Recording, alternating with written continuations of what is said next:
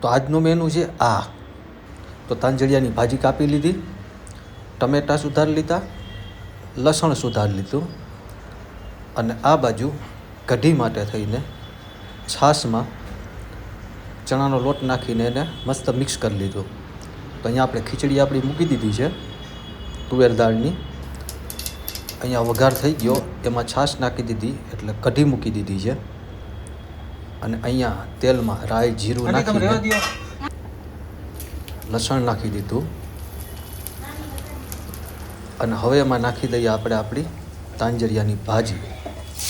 એના પછી એમાં ટમેટું અને બધા મસાલા નાખીને એને ચડવા દઈએ.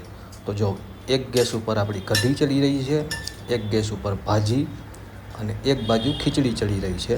તો આમાંથી એક ગેસ ખાલી થાય એટલે આપણે ભાખરી મૂકી દઈએ કરવા. તો કઢી, તાંજળિયાની ભાજી અને ખીચડી બની રહ્યા છે. તો જો આપણી કઢી બની ગઈ મસ્ત મજાની તૈયાર. અહીંયા તાંજળિયાની ભાજી તૈયાર થઈ ગઈ છે અને ખીચડી થઈ ગઈ છે, ભાખરી થઈ ગઈ છે. તો હાલો બધા જમવા.